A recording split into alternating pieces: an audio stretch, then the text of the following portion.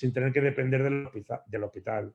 Y más pensando en el temor que todos tenemos a acercarnos a los hospitales, especialmente ahora con el coronavirus, pero siempre cuando hay, por ejemplo, picos de gripe.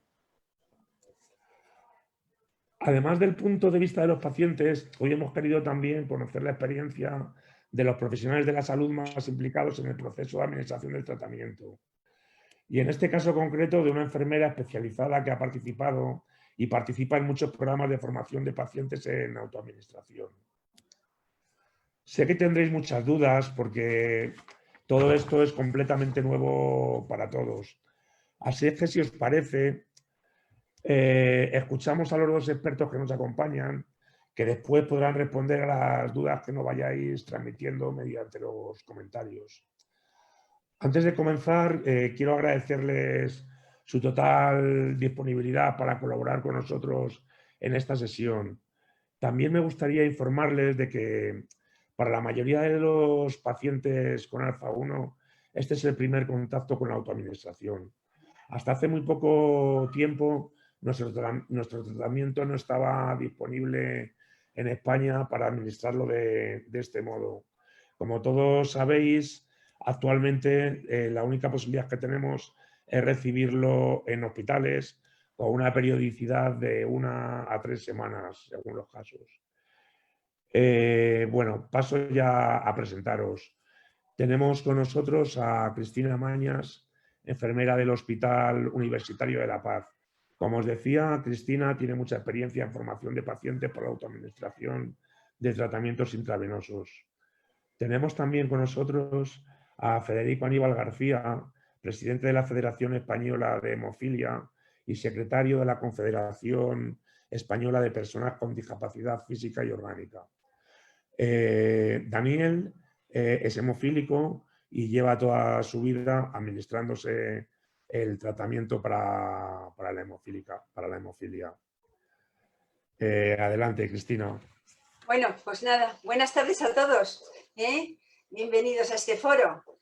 Muchísimas gracias por haberme invitado y poderos transmitir yo mi experiencia a lo largo de muchísimos años en la administración de tratamientos intravenosos por parte de los pacientes.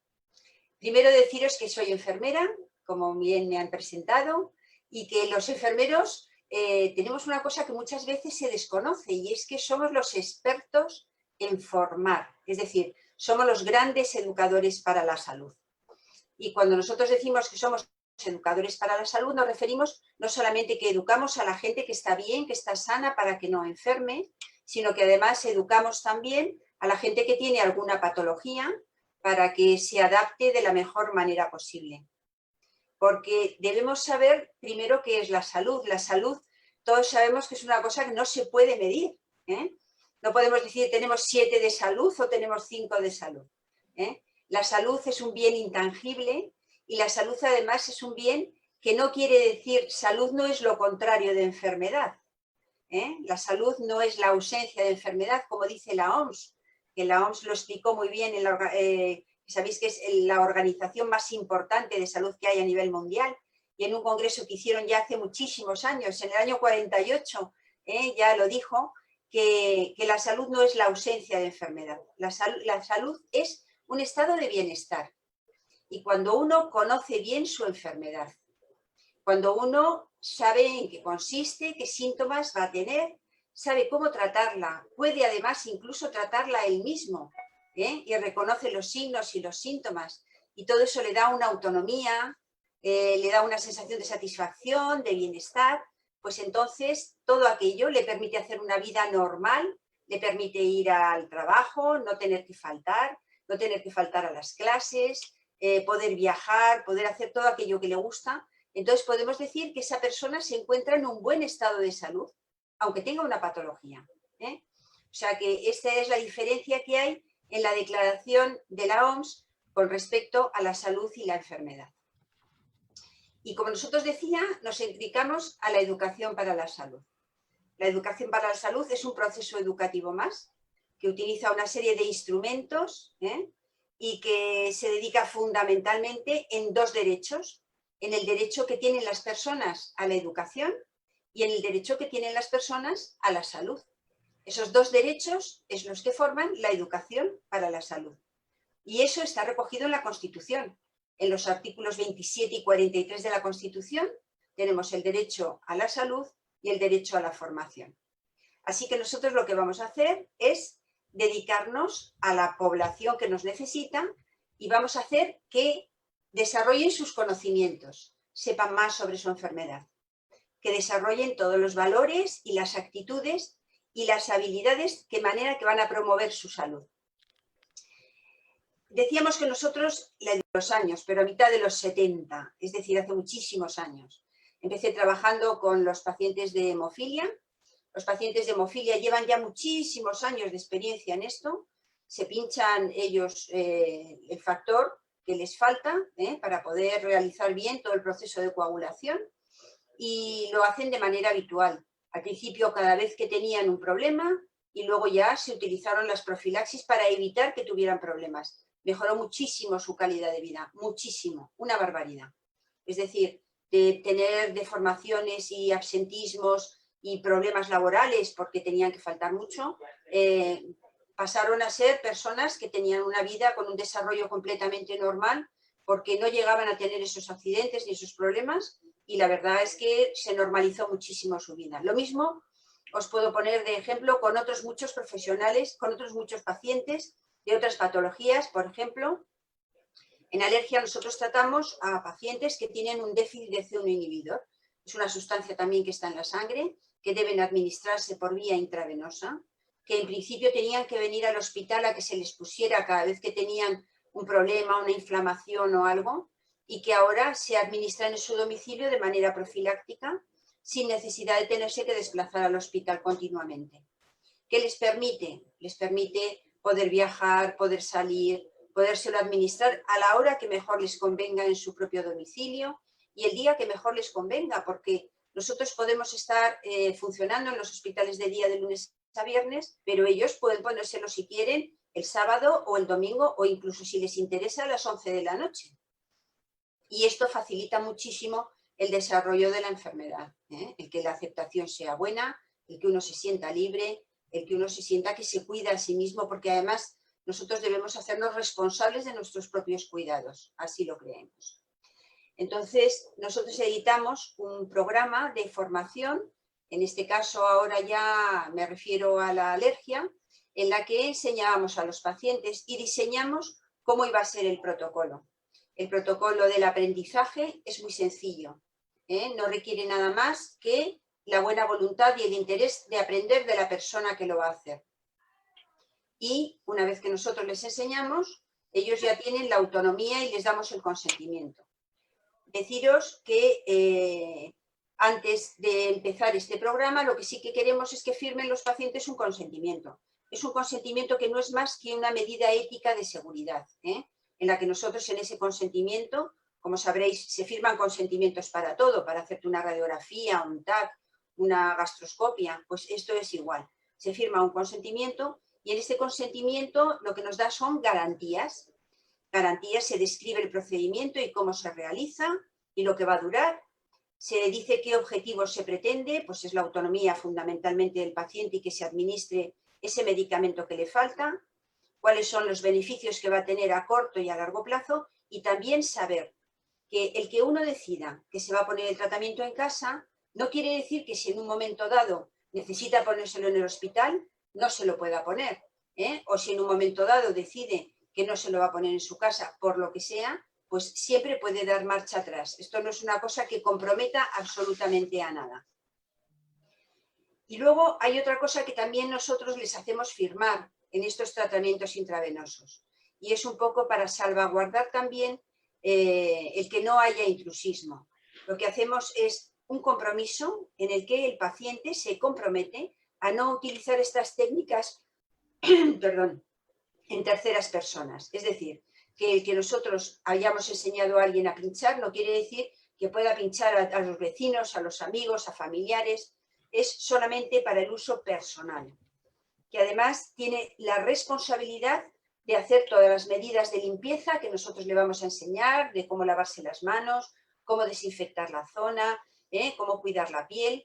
que tiene que seguir los controles médicos, porque los controles médicos no están reñidos con la autoadministración, sino todo lo contrario, que tiene que conservar la medicación en buenas condiciones. Todo esto nosotros se lo enseñamos en el curso de formación, que tiene que utilizar el tratamiento cuando le dicen y como le dicen, recoger la información en unas hojitas, en la que ponga, pues este día me he pinchado, me he puesto tanta dosis y el resultado ha sido bueno o he notado algo. Normalmente no tiene por qué. Y luego también les enseñamos a recoger todo el material y cómo desecharlo. Cómo desecharlo. Bueno, pues dicho todo esto, os cuento un poquito cómo organizamos nosotros estas sesiones. Nosotros estas sesiones las hacemos a nivel individual, es decir, trabaja la enfermera con el paciente. Hemos hecho sesiones de trabajo a nivel grupal, pero entonces el paciente no se pincha, o sesiones dirigidas a profesionales. En condiciones normales, que sería el caso vuestro del alfa 1, sería una sesión individual o varias, en las que se les explica un poquito en qué consiste la enfermedad, cuál es el beneficio que le vamos a proporcionar administrándose el tratamiento, y se hace en una sala que está destinada única y exclusivamente para esto, para evitar interrupciones, porque cada paciente va a necesitar un tiempo determinado. No todas las sesiones de formación son iguales, nosotros nos adaptamos, que hay pacientes que tardan un poquito más o lo entienden perfectamente, pero la destreza al pincharse les cuesta un poquito más, pues no hay ningún problema. Nosotros nos encargamos de adaptarnos a las necesidades del paciente. El número de sesiones, pues normalmente nosotros recomendamos alrededor de 3 sesiones, entre 3, pero hay gente que ha necesitado 4, 5 o 6 sesiones. Nos adaptamos perfectamente. Y la duración, pues la duración estimada suele ser entre 30 minutos, una primera sesión, donde les explicamos todo y las medidas de asepsia, cómo lavarse las manos, cómo preparar el campo donde va a colocar todos los frascos y todas las cosas para hacer el trasvase. Y bueno, pues nosotros normalmente nos adaptamos también a cada cuánto tiempo quiere tener las sesiones. Recomendamos que sea semanal, para que sobre todo en las primeras sesiones no se pierdan los conocimientos. Pero en cada sesión repasamos todo lo anterior y volvemos desde el principio. O sea que si no puede ser semanal, cada 10 días, cada 15 días, incluso hemos tenido algunos casos que solamente venían de fuera y podían venir una vez al mes, nos adaptamos a ello. Se programan las fechas, siempre con la persona que vamos a formar, y se le recomienda que, bueno, pues las establecemos con una anticipación para que ellos dispongan de su horario y nosotros también dispongamos del nuestro, porque una enfermera se dedica a un paciente. Es decir, nosotros nos dedicamos en cuerpo y alma durante ese ratito únicamente a enseñar al paciente y que no haya ningún problema.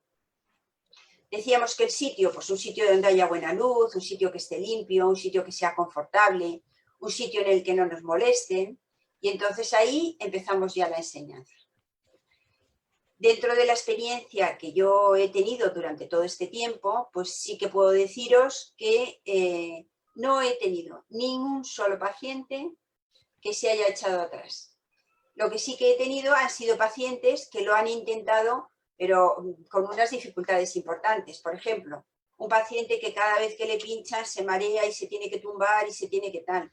Pues lo que le hicimos fue enseñarle a preparar todo y no pudo llegar a pincharse porque cuando vio la aguja, las 3 veces que lo intentamos tenía una intención buenísima, pero no pudo ser. Ese es el caso que nosotros tenemos de paciente que no ha aprendido. El resto todos han aprendido, todos se lo han administrado en su casa sin ningún problema, sin ninguna dificultad. Nosotros sí recomendamos que una vez al año el paciente venga otra vez al servicio y que lo haga delante de nosotros para que no pierda nada de la rutina y lo siga haciendo perfecto, y lo siga haciendo muy bien. Y también tenemos la experiencia con sociedades, con asociaciones de pacientes, y la verdad es que cuando lo hemos presentado en asociaciones de pacientes del déficit de C1 inhibidor, pues todos están muy interesados en hacerlo y todos se han querido apuntar a los cursos estos de formación. Nosotros hemos formado, el déficit de C1 inhibidor también es una enfermedad rara, es decir, es una enfermedad muy poco frecuente que hay casos, como muy bien decías tú, que pueden estar a lo mejor 3 casos en una provincia, o 2 o 5, y nosotros pues les enseñamos y no ha habido ningún problema. Hemos enseñado también a profesionales, enfermeros y médicos, para sensibilizarles, para que el médico y la enfermera que van a enseñarlo en el programa sepan cuál es la dificultad, sepan lo que cuesta aprenderlo, y sepan perfectamente hacerlo para que lo conozcan de maravilla. Y con todo eso, bueno, pues no hemos tenido, ya os digo, que ningún problema. Son normalmente tratamientos que se toleran muy bien, que tienen una alta seguridad. Si veis las descripciones del medicamento por el laboratorio, normalmente son medicamentos seguros a la hora de la administración. La técnica bien aprendida es una técnica sencilla de hacer. Supone dificultad la primera vez o la segunda. Eso es como cuando uno hace una cama por primera vez. La primera vez tiene dificultad, luego ya esa dificultad termina. Y vamos, la experiencia, desde luego, la nuestra ha sido una experiencia muy buena. Muchas gracias, Cristina. Nada. Pues nada, pues doy paso a Daniel Aníbal García. Muchas gracias, Mariano, por esta invitación a poder compartir la experiencia de las personas con hemofilia y otras coagulopatías en autotratamiento. Nuestra experiencia, como ha comentado Cristina, es una experiencia bastante amplia, porque en nuestro país se lleva haciendo autoadministración de tratamiento de hemofilia desde los años 70 y se formalizó legalmente una resolución en el año 82. Por lo tanto, en nuestro caso, esta nueva realidad que está llegando al déficit de alfa-1-antitrisina es una realidad histórica para nosotros. Sin embargo, no voy a hablaros tanto de los aspectos técnicos, que eso es una labor que debe hacer obviamente el equipo médico, el equipo de enfermería como profesionales, pero sí quería contaros brevemente cuál es nuestra opinión respecto a la visión del paciente y la autoadministración. Un paciente con hemofilia habitualmente se administra el tratamiento aproximadamente un día sí, un día no, y la duración del tratamiento suele ser entre la administración y la infusión aproximadamente unos 15-20 minutos. Para nosotros es básico poder hacer esto en nuestro domicilio, porque requiere mucho tiempo y muchos días. Bueno, requiere poco tiempo y muchos días. Cuando no estamos adiestrados, cuando no lo podemos hacer y tenemos que ir al hospital, lo que vemos es que es muy disruptivo en nuestra vida. Es muy disruptivo, sobre todo cuando eres un niño, porque los padres tienen que cambiar totalmente su rutina vital para poder administrar tratamiento a los hijos.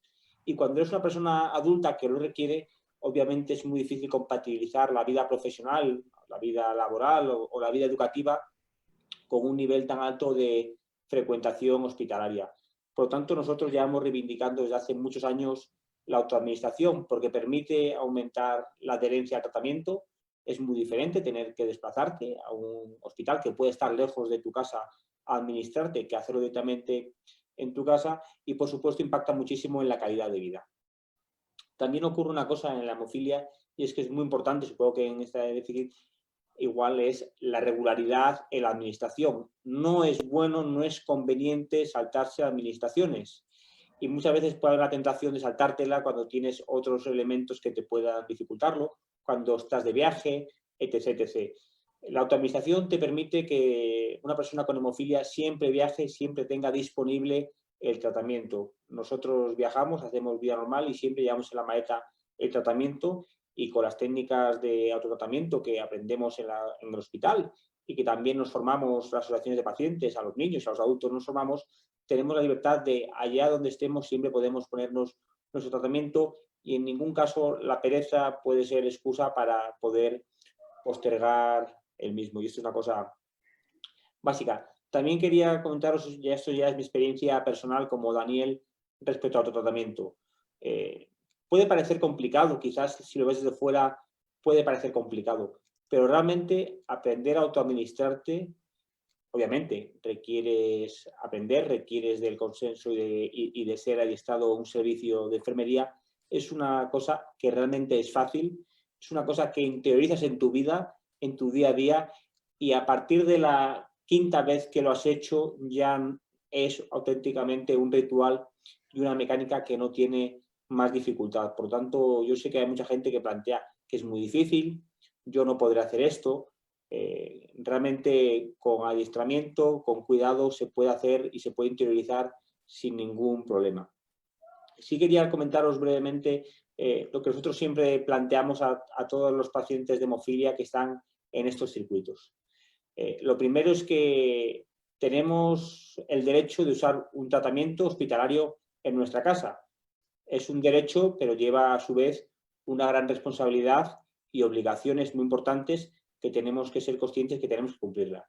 Lo primero y obvio, tener el tratamiento en tu casa te permite autoadministrarte, pero no hace que tengas que dejar de ir al hospital, que tengas que dejar de los seguimientos del medicamento por parte de tu clínico. Tienes que seguir siendo muy responsable y esto lo que hace es alejarte del hospital a la hora de administrar el tratamiento, de infundírtelo, pero no te aleja del hospital a la hora de ser seguido, etc, etc. Por lo tanto, es muy importante, y así lo marca la normativa, que las consultas, las revisiones se sigan haciendo. Es muy importante que seamos conscientes de que tenemos en nuestro domicilio un medicamento, que en muchos casos son medicamentos que requieren estar en condición de frío. Por lo tanto, hay que ser también respetuosos y cuidadosos con la administración, con la conservación de los medicamentos que tenemos, que no olvidemos, la Seguridad Social nos los proporciona y tenemos que ser muy cuidadosos con los mismos. También, por supuesto, y lo ha comentado Cristina Mañas, nosotros sabemos autoadministrarnos, por lo tanto, no tenemos que hacer el intrusismo, tenemos que saber que es un aprendizaje individual para nosotros mismos o, en el caso de los padres, para sus hijos o, en el caso de un cuidador, para la persona a la que cuida. Pero no, como bien ha dicho Cristina, esto no es aprender a pinchar para ser el practicante, si me permitís la expresión antigua del edificio. Esto es otra cosa muy diferente para el bienestar de la persona. Y también tenemos que ser respetuosos con el medio ambiente, porque no olvidemos que vamos a usar productos sanitarios, que va a haber probablemente que tienen que ser desechados en manera higiénica y sanitaria. No puede ser las palomillas, kits de infusión, etc, etc. Tienen que ser siempre eliminados de acuerdo a la normativa y deben ser eliminados en la manera legal y no tirarlo a la basura comunitaria, que puede suponer un riesgo de contaminación para la sociedad y que además legalmente no se puede hacer. Y ya para acabar, sí quería comentaros lo último, lo que hacemos como asociación de pacientes respecto a esto. Nosotros hacemos talleres de venopunción, de aprender a pincharnos a los niños y a los adultos. Desde que somos niños aprendemos, como ya ha dicho Cristina, al principio lo que vas aprendiendo es poco a poco. Primero aprendes a preparar el medicamento, luego aprendes a cargarlo y llegará un momento que haces todo menos la infusión. Luego habrá un momento que haces la infusión y habrá un momento que haces la infusión controlada. O sea, esto es un proceso de poco a poco, pero que tenemos que hacerlo. Y también una cosa muy importante, como todo en la vida, creemos que una vez que hemos aprendido ya para siempre lo sabremos y a veces vamos teniendo malos hábitos. Pues igual sabemos perfectamente que hay que lavarse las manos bien, pero con el tiempo vas decayendo en ese cuidado. Y es muy importante también el reciclaje, el de vez en cuando volver a que te vean, a que un profesional vea cómo lo haces y que te vaya corrigiendo estos aspectos.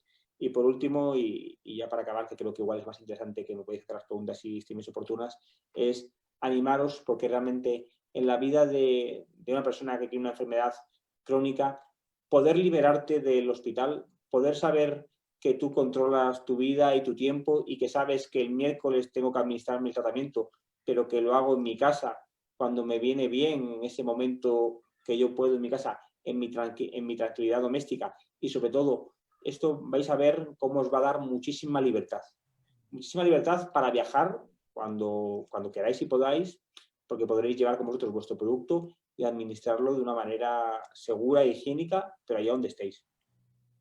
Veréis cómo aquellos que quizás estéis en el mundo comunitario, en la vida laboral, la disrupción con la vida laboral se va a disminuir muchísimo, porque realmente no vas a tener nunca ni que coger un día, ni unas horas, ni demás. Y por último, sinceramente, tenemos la suerte de tener equipos de enfermería muy potentes que tienen experiencia en la educación para la salud y veréis cómo es un proceso de aprendizaje acompañado en el que realmente, como todo en la vida, requiere el aprendizaje, pero no es complicado. Y como ha dicho Cristina, yo creo que toda persona que se anima a dar el paso de autotratamiento, de poder liberarse de la frecuentación hospitalaria, pues con más o menos sesiones. Yo personalmente soy una persona que requerí muchas sesiones porque lo requerí. Mi hermano, sin embargo, prácticamente a la segunda vez ya era totalmente autónomo. Una vez que das ese paso, realmente nunca quieres volver, aunque, como bien ha dicho Cristina, tenemos el derecho, siempre que queramos, de ir al hospital. El tratamiento,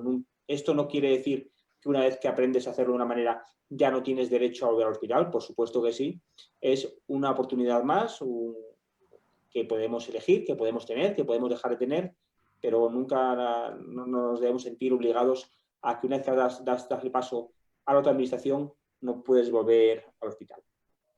Y no quiero enrollarme, simplemente deciros que en el mundo de la hemofilia hay una resolución que se publicó en el BOE del año 82, que os recomiendo si tenéis interés en que veáis, porque recoge cómo el Ministerio de Sanidad regulaba todo lo que debe ser la autoadministración, y aunque es del año 82, sigue en vigor y es muy interesante, porque recoge un poquitín lo que os hemos comentado Cristina y yo.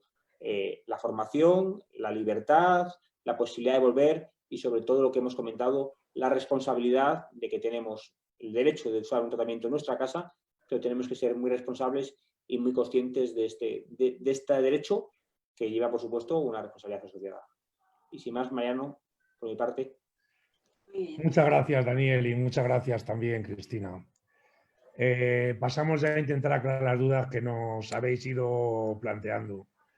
Bueno, como ya imaginábamos, muchas de ellas se refieren en concreto al tratamiento de alfa-1, que nuestros ponentes en realidad no van a poder responder. Por eso creo conveniente empezar con las preguntas más genéricas de las que nos habéis hecho llegar y quizá luego, al final, si queda tiempo, en otra reunión virtual que podemos organizar en los próximos días, ya abordaríamos en concreto los temas más específicos sobre nuestro tratamiento de alfa-1. Entonces, bueno, la primera pregunta pues va dirigida para los dos, el que queráis contestarla. ¿Creéis que la edad del paciente es un dato decisivo a la hora de apostar por la autoadministración? ¿O se atreven todos los pacientes de todo tipo de edad? Bueno, pues mira, yo te voy a hablar de la experiencia que yo he tenido.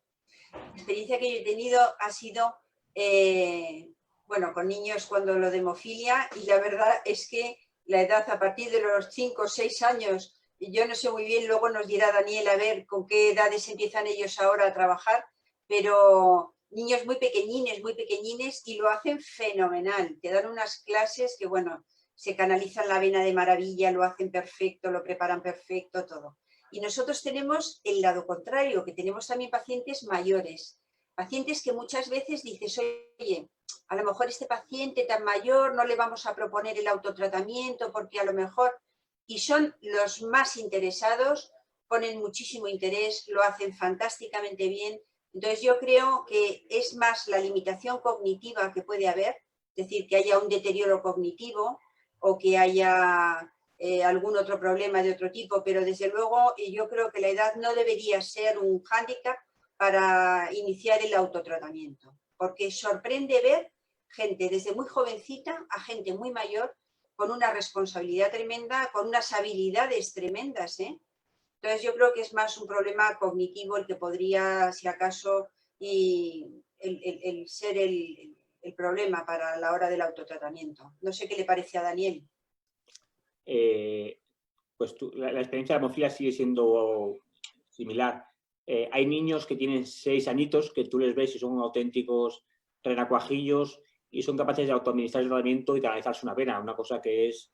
yo ahora lo veo y me sorprendo. Yo he sido ese niño, lo que pasa es que ya no me acuerdo que fui ese niño. Sin embargo, también ocurre, y es una realidad, que hay personas que tienen una hemofilia adquirida o desarrollan un inhibidor en la edad adulta y es gente que quizás durante toda su infancia, adolescencia e incluso primera edad adulta no se ha administrado tratamiento o no lo ha hecho con frecuencia y según pasan los años, pues por la evolución de la enfermedad sí requieren administrarse tratamiento profiláctico y por lo tanto aprender a pincharse. Y se puede aprender a pincharse tanto con 6 añitos como con 40, 50 o 60 o más. Tenemos casos recientes de gente de edad avanzada que ha aprendido a autoadministrarse. Lo que es muy importante en el caso de los niños es que sepan que no es un juego lo que están haciendo, es una cosa que tienen que participar y que es parte de su vida, pero que no es un juego, es una cosa seria. Y en los adultos ese problema no hay, en los adultos lo que hay que transmitirle es que se puede hacer y que todo el mundo con formación podemos hacerlo y, por supuesto, quitar los miedos y, sobre todo, que piensen que esto no es una carrera, no hay que aprender a pincharse en 2 sesiones, ni en una, ni en 5. Hay que aprender en el tiempo que hace falta aprender, hay que tener el conocimiento bien adquirido y no tener prisa, porque a veces hemos visto que gente que tiene prisa pues igual no tiene buena técnica y eso es contraproducente. Por lo tanto, se puede hacer, creo que a cualquier edad. Yo creo que todo el mundo que tenga ganas puede atreverse. Hay pocos casos que conozca yo de gente que no lo hace. Por supuesto que hay casos de todo y la gente es libre de hacerlo, pero hay pocos casos. Pero sobre todo creo que aquel que se atreva, que piense que esto no es una carrera y no tiene que decir yo de aquí a un mes lo tengo que hacer. Pues hay que hacerlo cuando corresponde, porque además no olvidemos que también está la obligación del equipo médico de decir, esta persona ya puede, no deben darte el ok si todavía no estás con los conocimientos bien asentados. Muy bien. Bueno, otra pregunta genérica para ambos también. ¿Qué pasaría si el paciente está enfermo en las fechas en las que le toque el tratamiento? Bueno, una enfermedad que le evite, o sea, que haga que no pueda pincharse solo. ¿Habría apoyo del hospital en estos casos? Bueno, los nuestros sí que puede ser que el déficit de C1 inhibidor produce inflamaciones en el tejido blando y entonces puede pasar que la mano con la que habitualmente se vaya a pinchar el paciente pues se le inflame y no pueda realizarlo. En ese caso viene al hospital y se le pone en el hospital. En ese caso no hay ningún problema. También se puede solicitar el ir a su centro de salud si es que le pilla un poquito más cerca y que se lo puedan poner en el centro de salud. Pero en el centro de salud no les suele gustar mucho poner tratamientos intravenosos, es la verdad. Entonces, pero sí se puede acercar si tiene un hospital más cerca. Nosotros tenemos gente, por ejemplo, que vive en el Escorial y entonces se van al centro más cercano, que no hace falta que se desplacen hasta el Hospital La Paz. Se pueden ir a un centro más cercano y ya está. Y luego cuando ellos puedan hacerlo, pues se lo administran ellos. El que uno se encuentre mal, la ventaja que tiene es que lo puedes poner en tu casa. Entonces no es necesario que salgas ni que te desplaces. Si te duele una rodilla, una cadera o cualquier cosa de esas, no es necesario que te desplaces. Lo puedes hacer tú en tu casa sin necesidad de tener que desplazarte. Yo veo que lo que da el autotratamiento es mucha autonomía y mucha libertad, porque, como decía muy bien Daniel, para viajar, para salir, para hacer cualquier tipo te adaptas perfectamente teniéndolo en casa. Y yo, vamos, nosotros no tenemos normalmente problemas, ellos se lo ponen en su domicilio y cuando no pueden nos llaman y se lo ponemos. Que está el servicio abierto y pueden venir al servicio directamente, nosotros se lo ponemos. Que el servicio no está funcionando porque sea por la noche o sea un festivo, pues entonces se dirigen a la urgencia del hospital y se les pone igual. Lo primero, la técnica de autoadministración es una técnica relativamente fácil, por lo tanto, en el caso de la hemofilia, que tenemos sangrados articulares que nos impiden mover igual un brazo, solamente con un brazo puedes autoadministrarte, o sea que realmente la capacidad de autoadministrarte es muy elevada.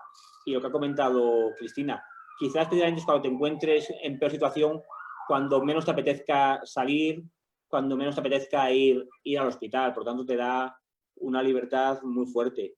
De todas maneras, lo que hemos dicho, esto no quiere decir que una vez que aprendes a autoadministrarte ya no tienes derecho a ir al hospital.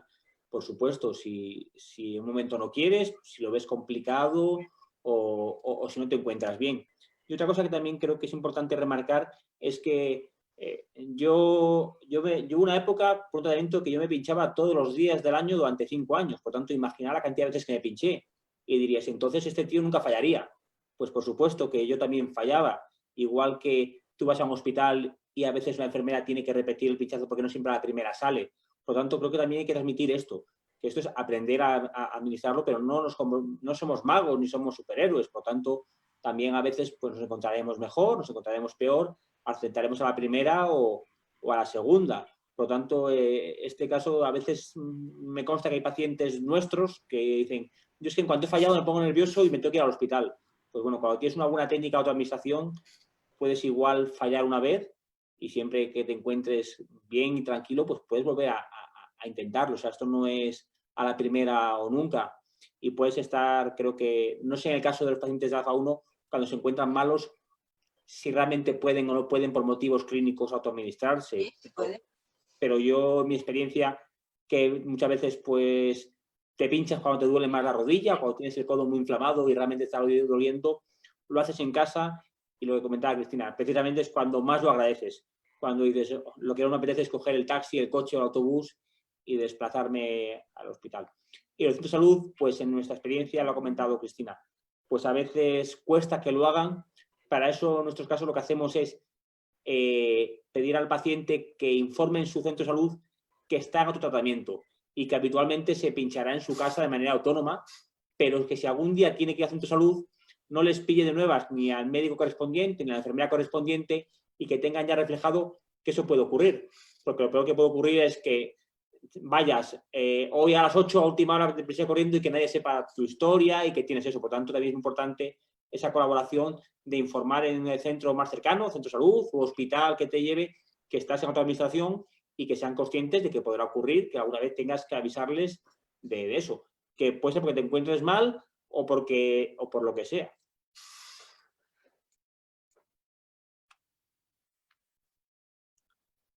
No se te oye, Mariano. Estás silenciado. Sí. Pregunta para Cristina. ¿Algunos pacientes con cáncer utilizan... ¿Se me oye ahora? Sí, perfectamente. Te decía Cristina que algunos pacientes con cáncer utilizan un reservorio para recibir la medicación. Los pacientes con EPOC más avanzada y ya con muy poca movilidad, ¿esto sería una opción? ¿El reservorio para los tratamientos crónicos está indicado? No, en este caso concreto no serviría. El alfa 1 es una cantidad de líquido importante y además se inyecta por vía intravenosa.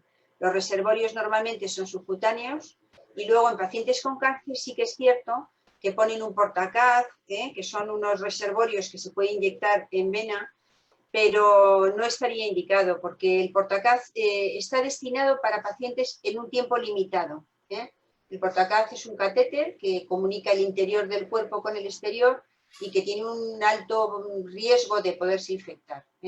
Entonces, se utiliza en el caso de los citostáticos, porque sabemos que son medicamentos muy abrasivos, para que entren directamente a una vía grande que no se vaya a quemar, y porque es un periodo de tiempo limitado, es decir, puede ser máximo un año, máximo, normalmente lo que están con el portacaz.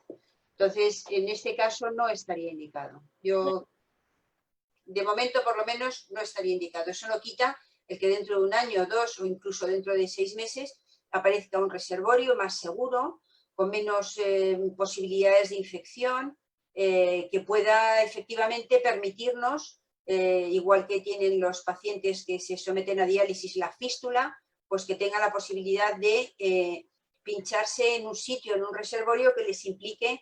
Pero el problema más grande de la autoadministración, no nos olvidemos, no es el pinchazo, no suele ser el pinchazo. Lo que cuesta más al paciente es aprender, como decía Daniel, aprender a prepararlo, aprender a las medidas de higiene, aprender, porque luego todo eso se hace de una manera bastante automática. Esto es como cuando uno empieza a conducir y tiene que pensar qué pedal va a pisar antes de frenar, si el embrague, si el freno, dónde está, si uno es el pedal del medio, el de la izquierda o el de la derecha. Y llega un momento en que al cabo de un tiempo uno se ve conduciendo sin pensar absolutamente nada, ¿no? Hablando con la persona que tiene al lado. Pues esto es una cosa parecida, ¿no? Al principio hay que poner los 5 sentidos en preparar todo, cada cosa, repasar los pasos, pero llega un momento en que esto se hace de una manera mucho más sencilla, mucho más automática, y resulta mucho más sencillo. Realmente el pinchazo no sería problema, porque además el pinchazo se puede hacer con una aguja muy finita. No se necesita que sea una aguja de gran calibre, con lo cual el pinchazo duele poquito, y yo creo que no es el problema mayor. Mariano, si quieres te cuento experiencia en hemofilia, porque en hemofilia durante mucho tiempo se ha usado mucho el portacaz, sobre todo en niños con mal acceso venoso. Sin embargo, está en decadencia porque tiene indicación. Hay muchos niños que han llevado Portacat. Yo personalmente llevé Portacat, pero suele hacer solamente en niños más bien pequeñitos que tienen un mal acceso venoso y en los cuales es prácticamente imposible el tratamiento de un pinchazo intravenoso día sí, día no, durante 18 años, 20 años. Pero habitualmente en cuanto llegamos a la edad adulta o de adolescencia y se ve que se puede hacer, se tiende a usar el Portacat y usar el acceso venoso periférico, pues principalmente porque ha dicho Cristina, el riesgo de infección, que es muy común. En mi caso particular, yo dejé usar Portacat por una infección, y una infección muy grave. Por lo tanto, se usa, en nuestro caso la hemofilia se usa y se ha usado mucho, y se sigue usando en algunos casos, pero no debe ser, digamos, la primera opción, no debe ser a mí que me pongan un Portacat, sino lo ideal, y seguramente Cristina lo pueda indicar mucho mejor, es primero el acceso venoso periférico, y en aquellos casos en los que no sea posible, pues porque igual no se tiene acceso venoso o porque se requiere un nivel de pinchazos diarios muy elevado y algún tratamiento para hemofilia que requiere 2 veces al día de administración intravenosa, que es materialmente imposible, pero debe quedar como la opción que es, la opción no la última, pero sí restringida para lo que haga falta. Y además, nosotros lo hemos visto, en una época se ponían Portacats prácticamente a todos los niños y se ha ido viendo cómo se usa cada vez menos cuanto más se conoce, y si te lo ponen no es ninguna tragedia la hemofilia, pues te lo ponen y no hay ningún problema y es seguro y demás, pero debe usarse cuando debe usarse y no de manera indiscriminada. Sí, yo también. Daniel. Pero sigue, Cristina. No, que digo que sí, que estoy totalmente de acuerdo con Daniel. Yo creo que no, en la mayoría de los casos no es necesario hacer ninguna medida utilizar ninguna medida extraordinaria. O sea, claro, ya si hablas de bebés, de niños muy pequeñitos que tienen un difícil acceso venoso, efectivamente, pues buscas alguna alternativa que no le produzca tanto molestia o tanto sufrimiento, pero en las condiciones normales de un paciente adulto o de un niño mayor, un menor maduro, yo creo que no es necesario, no se utiliza habitualmente. Nosotros desde luego no lo utilizamos. Daniel, ¿qué ocurre si en el momento de la autoadministración un paciente tiene problemas? ¿Tenéis en la asociación algún tipo de apoyo telefónico para dar soporte en el momento de cualquier emergencia que pueda haber? No, realmente no tenemos. Nosotros lo que hacemos es sobre todo la formación de cómo hacerlo, y sobre todo en los casos de emergencia o de urgencia, lo que siempre decimos es lo de antes. Hay que tener avisado a la gente que te rodea. Tienes que en tu centro de salud más cercano tienen que saber tu situación. En tu hospital, si no vives en el de referencia, si no vives en un hospital que no es el de referencia, pero que tiene conocimiento, que sepan de tu situación, para que en cualquier caso que haya una necesidad puedas avisar al 112 o al número que corresponda y que sepan, que te conozcan y que sepan lo que hay que hacer. Pero de todas maneras, en mi experiencia personal, excepto que tengas un traumatismo que en caso de hemofilia requiere una administración muy precoz, habitualmente para el tratamiento del día a día, que es profiláctico, o sea, tú lo haces el día que me corresponde, en el momento que me viene bien. Y en ese caso no suele haber problemas más que esté fallando más de la cuenta. Pero creo que lo que sí es más importante, más que un número de teléfono de la asociación al que llamar, que puede ser quizás interesante, que el médico de primaria, la enfermera de primaria, el hospital que tienes más cercano si no es el tuyo, sepa quién eres, sepa qué te pones y sepa que si te estás llamando que no me estoy pinchando bien, sepan quién eres y qué estás haciendo. Pero creo que con esas medidas que son fáciles, cualquier tipo de problema ordinario se queda solucionado. Y no olvidemos, que lo ha comentado antes Cristina, y remarco, esto no quiere decir que si te encuentras mal o no te encuentras a gusto no puedas ir a tu hospital como siempre has hecho hasta ahora, o a la urgencia correspondiente o al hospital de día. O sea, yo que me he pinchado toda mi vida, pues hay veces que digo, no sé muy bien qué me pasa, prefiero ir al hospital, y vas al hospital y con total naturalidad, como siempre, te ven y te atienden. Esto es una opción más, que como es una opción desde el punto de vista muy buena, usas muchas veces. Pero esto no quiere decir que ya nunca más puedas usar los otros canales. El tratamiento de alfa-1 debe ser reconstituido en el momento de la autoadministración. Yo no sé si en el caso de vuestros tratamientos es así. ¿Veis algún problema en la manipulación del medicamento? Sí, los medicamentos tienen que ser reconstituidos en el momento. Lo que es muy importante, y esto debe ser, nos enseñan las enfermeras sobre todo, es la higiene, la asepsia, a preparar una zona limpia, y siempre decimos, el día que te pinches, hazlo en un sitio que no parezca la Gran Vía. O sea, no lo hagas en el salón con todo el mundo paseando por allí. Es importante tener una zona tranquila, bien iluminada, tranquila, en el que te puedas lavar las manos, en el que puedas lavar bien la superficie. Nosotros recomendamos usar o campos estériles o unas planchas que hay que se puedan limpiar bien. Y, por supuesto, en nuestros productos viene un polvo liofilizado y agua para disolvente y el trasvasador, la manera de hacerlo, y luego hay que cargar una jeringuilla. Eso se puede hacer sin ninguna dificultad. Lo importante es la asepsia, la limpieza, y nosotros siempre planteamos hacerlo en un sitio tranquilo, porque es un momento que será el tiempo que sea, pero que no haya por ahí gente entrando y saliendo. Es obvio, no es lo ideal, y es simplemente buscar un espacio tranquilo en tu domicilio. Y que me corrija Cristina, no conozco los medicamentos del alfa 1, pero los medicamentos de hemofilia, la reconstitución es fácil, rápida, y ya te digo, los niños cuando empiezan el procedimiento de autoadministración es lo que empiezan. Poco a poco empiezan ayudando a la enfermera a reconstituirlo. Al principio a quitar el tapón simplemente y luego hacen todo menos el pinchazo. O sea que se puede hacer y no es complicado. Eso sí, lo remarcamos siempre, buena higiene de manos, buena higiene del espacio, espacios ordenados, y después, muy importante, de usar el espacio, limpiarlo, que también es una cosa que es importante. Hay que limpiar el espacio antes y después. Vale. La recogida del... Bueno, ¿tienes algo que añadir a esta pregunta, Cristina? No, lo único decirte que sí, que efectivamente el alfa 1 se prepara exactamente igual que el resto de los productos de los que estamos hablando.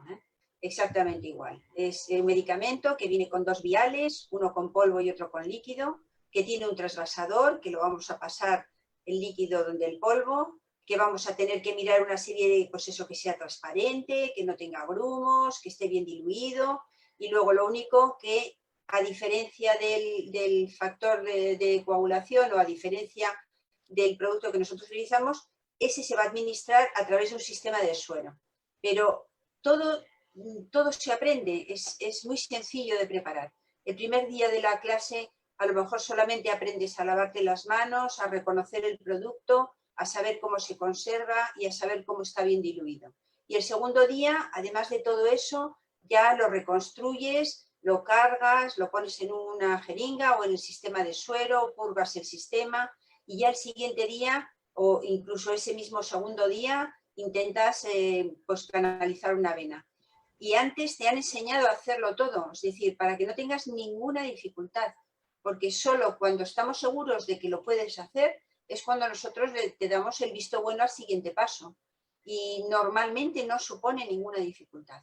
Ya te digo que nosotros, los neumólogos que vinieron al taller, los neumólogos y las enfermeras que no se habían pinchado nunca, todos se pincharon allí, y la verdad es que todos ellos consiguieron cogerse y canalizarse la vena a la primera. Y eso ya fue casi, vamos, fue un pleno tremendo.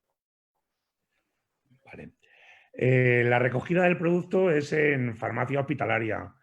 ¿Cada cuánto tiempo se va a buscar? ¿Es posible recoger el producto para varias semanas? Sí, sí.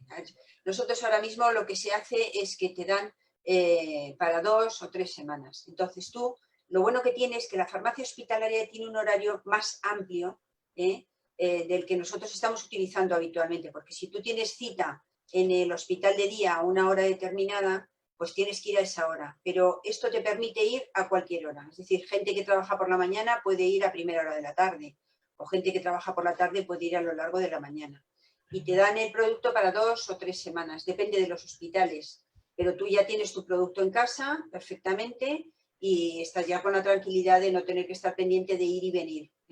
Puede ir cualquier persona a recogerlo, no hace falta que sea él. Pueden ir también, sí, pueden ir los familiares. Incluso te voy a decir más, en esta época en la que estamos ahora con lo del COVID, nosotros a pacientes nuestros, incluso ha habido compañías de transporte que se han encargado de transportarlo incluso a los domicilios de los pacientes. Se les ha facilitado un acercamiento al producto, sí. Pero no hay ningún problema. Puede ir un familiar, con lo cual no tiene que faltar al trabajo ni nada. Puede alguien que tenga disponibilidad horaria, pues vas con, eso sí, Ellos ya tienen tu informe en la farmacia hospitalaria y con tu informe y tus datos ya metidos ahí lo puede recoger cualquiera que esté autorizado.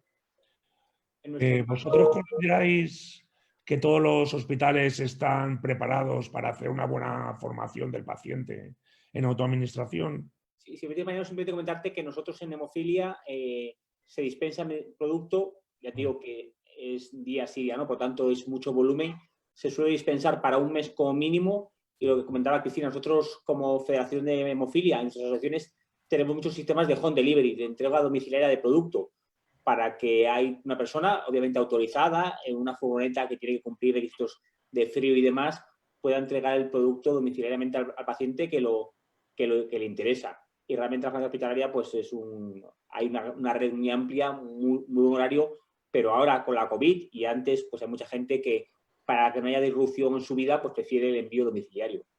Muy bien. Y lo de la formación, creo que era para mí la pregunta, en el caso de la hemofilia, dice la norma que tiene que ser el responsable del tratamiento de los pacientes de hemofilia el que realmente dé el documento como que el paciente está, lo que dice la norma, adiestrado. O sea, realmente cualquier responsable de tratamiento de hemofilia es capaz de hacerlo. Lo único, como es obvio, pues hay centros que tienen mucha experiencia. La Paz, por ejemplo, que Cristina conoce muy bien, y centros que tienen menos experiencia. Por eso también a veces es importante la asociación de pacientes correspondiente que puede ayudar no a formar, que la formación la tiene que hacer el centro hospitalario, porque es lo que marca la norma, pero sí a actualizar, a profundizar, y ahí tenemos un papel muy importante. No tenemos que quitar el papel al hospital, que es el que tiene la obligación legal, pero en centros más pequeños o no más pequeños, sino que tienen más experiencia, pues la asociación hace un papel muy importante. Por eso, Mariano, nosotros en todas nuestras actividades, que hacemos muchas, siempre hay la parte de la velopunción, y muy importante, no solamente es el primer día que aprendes, sino perfeccionarlo y no perder las buenas costumbres. Pero realmente, creo yo, y corrígeme Cristina, casi cualquier hospital de España tiene un equipo de enfermería capaz de dar la formación adecuada para un paciente. Sí, de todas maneras, mira, hay también otras iniciativas que son muy interesantes y que la Asociación Española de Hemofilia sí que tenía, que es y en esos campamentos se enseñaba también a los niños a autoadministrarse el tratamiento. Entonces, tiene otros foros, no solamente el tener que venir al hospital a aprender, sino que se pueden organizar otros foros donde, asistidos por profesionales, pueden beneficiarse de aprender a autoadministrarse el tratamiento. Nosotros, por ejemplo, con el Alzheimer hereditario, lo que hacemos es, pues eso, explicarlo entre los pacientes, y el que quiera nosotros le enseñamos aunque esté a distancia. Sí que es verdad que en autotratamiento no todo el mundo tiene experiencia, no todo el mundo tiene montados los talleres, porque nosotros incluso, ya te digo, dentro de nuestra especialidad nos llaman también de otras comunidades donde no lo tienen establecido y donde los pacientes pues se encuentran con que no tienen un equipo que les vaya o que les enseñe o que no tienen montada la técnica. Pero siempre yo creo que es fácil acceder a algún sitio donde te lo puedan enseñar y bueno, pues no es una cosa muy complicada, es una cosa que se aprende fácilmente y que se puede seguir en contacto y que puede haber tutoriales también que luego una vez que has aprendido te sigan acompañando si tienes alguna duda. Siempre están las llamadas a los profesionales y a los centros. No todo el mundo, desde luego, te puede enseñar porque no todo el mundo conoce además los productos. Estos productos tienen unas características y es muy sencillo manejarlos, pero sí que es verdad que tienes que haberlo visto y te lo tienen que haber enseñado alguna vez. Bueno, y ya para acabar, que vamos ya de tiempo un poco mal, os pediría a ambos que nos hicierais un pequeño resumen sobre los beneficios que tiene la autoadministración para el paciente, sobre todo en tiempos como estos de COVID, en que los riesgos de ir al hospital han sido tan altos y en el caso de muchos pacientes de alfa 1 hemos visto suspendidos nuestros tratamientos porque era imposible, no lo podían poner. Sí, vamos a ver, yo creo que beneficios el autoadministrarse lo tiene muchísimos. Tiene muchísimos por eso que decíamos. Uno, físicamente, porque te permite seguir tu tratamiento en tu casa de manera cómoda, porque te da muchísima libertad y autonomía, porque te permite entender y tratar tu enfermedad junto con los otros profesionales que te van a ir ayudando, tu médico, el enfermero que te va a ir enseñando. A nivel social, muchísimos beneficios, no pierdes, como decía Daniel, no tienes que dejar de ir a trabajar, los niños no tienen que dejar de ir al colegio, los padres no tienen que perder su rol porque son padres, es decir, pueden hacer su vida normal todos los miembros de la familia y te da muchísima libertad. Y cuando tú tienes un bienestar físico porque te encuentras bien, porque te has puesto el tratamiento, psicológico porque te sientes seguro y fuerte y además con conocimientos, y luego social porque puedes hacer lo que tienes que hacer, si tienes que viajar o tienes que trabajar o tienes lo que sea, yo creo que los beneficios son muchísimos. Si a esto le unes que en una época de pandemia en la que impiden los desplazamientos, si es a menos de 1 kilómetro, si tienes que ir a un centro donde te están diciendo que van todos con mascarillas y que tienen 700 COVID ingresados, te da muchísimo reparo, porque es que los pacientes que están viniendo ahora mismo por el hospital vienen asustados, vienen con muchísimo miedo al contagio, porque son hospitales donde tú sabes que tienen un porcentaje importante de pacientes COVID. Porque además tratamientos que no se consideran imprescindibles para la vida se demoran. Porque, claro, actúas ya sobre pacientes con lo que se dice urgentes, y todo lo que se considere que no es un tratamiento urgente, pues lo van a demorar. Entonces yo creo, desde mi punto de vista, que son muchísimos beneficios y que merece la pena considerarlo y tenerlo en cuenta, porque todos esos beneficios que hemos dicho son cosas muy importantes para el desarrollo de una vida normal y para el desarrollo de una vida satisfactoria. Yo lo veo así. Daniel, ¿a ti qué te parece? No puedo sino suscribir todo lo que has dicho, y simplemente quería remarcar una cosa, y es que te haces cada vez más responsable de tu tratamiento y de tu enfermedad. Sí. Das un paso más, colaboras con el sistema. Cuanto menos gente vaya al hospital de día, pues igual hay más huecos para la gente que tiene que ir de verdad y nosotros podemos quizás liberarlo. O sea, eso también es un compromiso de responsabilidad con el sistema y de responsabilidad con uno mismo, con el tratamiento que tiene que hacer. Y es muy importante, y somos un poco pesados, ser conscientes de que tenemos en nuestra casa un medicamento y hay que tratarlo con el respeto que se merece un medicamento, que en el caso de la hemofilia y en el caso de la alfa-1 son medicamentos costosos. Por lo tanto, hay que ser muy consciente de esto. Sobre todo te da libertad, te da autonomía y te permite despegarte del hospital.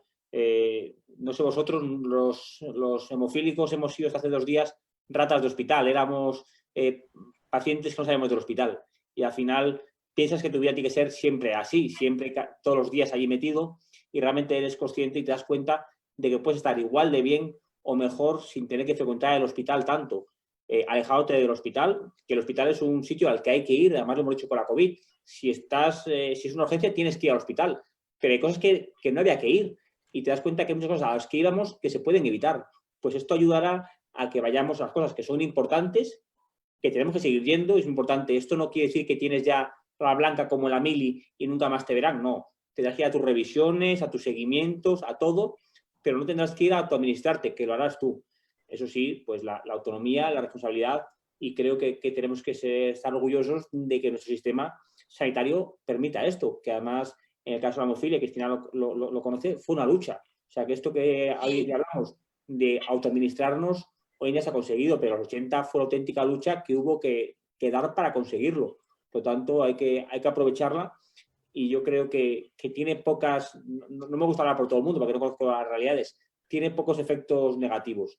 Sobre todo tiene una gran cosa buena, es que no estás obligado a usarlo. O sea, puedes probarlo, puedes aprender, puedes ver si te encaja a ti o no te encaja, y esto no quiere decir que una vez que aprendí nunca más me han visto por el hospital. Al contrario, te da muchas opciones. Y para mí personalmente la gran ventaja es la compatibilidad de tu vida personal y familiar con la enfermedad. Yo ahora mismo me pongo, cuando me contasteis esto, ponía a pensar, yo me administro todos los miércoles, es el régimen de ahora. Pues no me quiero imaginar lo que volvería a ser ahora todos los miércoles tener que buscar en mi trabajo o la mañana o la tarde para administrarme.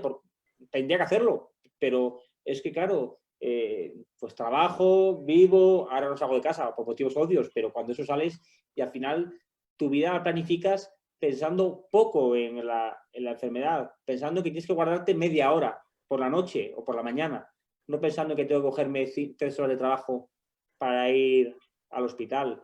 Y creo que, y quizás es un error, porque no soy experto en el alfa 1, quizás cuanto menos límites tengas al hospital, pues igual puedes cambiar a unas administraciones más frecuentes que quizás son mejores para la salud de las personas, por lo que he podido hablar con Mariano. Esto del balance entre lo que es lo bueno y lo que es lo cómodo, pues ahora como la comodidad aumenta mucho, pues igual podéis dar pasos hacia regímenes de tratamiento pues que sean mejores. En hemofilia lo hemos visto, con tratamientos nuevos que permiten menos infusiones, pues consigues ventajas en salud, ya no solo en comodidad y en autonomía y en libertad, también tiene efectos en salud. Y por supuesto, el hospital ahora lo hemos vivido, que era un sitio al que no ir. Pues igual Mariano, que ha tenido que suspender su tratamiento porque no debía ir, pues podría haberse puesto su tratamiento en su casa y hubiese seguido pues con su posología y su régimen exactamente igual. Yo creo que es muy importante esto, que tiene también efectos en salud. Y para acabar como empezado, la responsabilidad que tenemos, creo que tenemos que ser conscientes de lo que nos da el sistema y que tenemos que responder al sistema. Bueno, pues muchas gracias, Daniel. Muchas gracias, Cristina. Hasta aquí hemos llegado. Muchas gracias a toda la audiencia y a los que nos han pasado preguntas.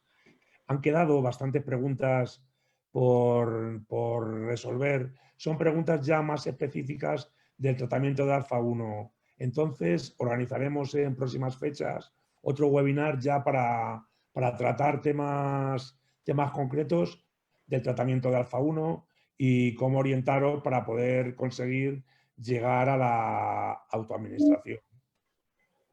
Cristina. Muy bien. Pues nada, muchísimas gracias por habernos invitado. Muchísimas gracias. Para mí ha sido, la verdad, que una suerte poder compartir con vosotros la experiencia. Y nada, ya sabéis que estoy a vuestra disposición. Gracias. Daniel.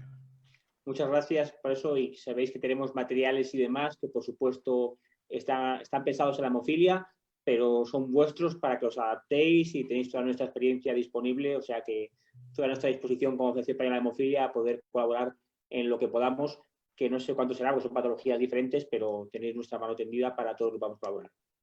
Pues muchas gracias. Pues bueno, pues damos la sesión por terminada.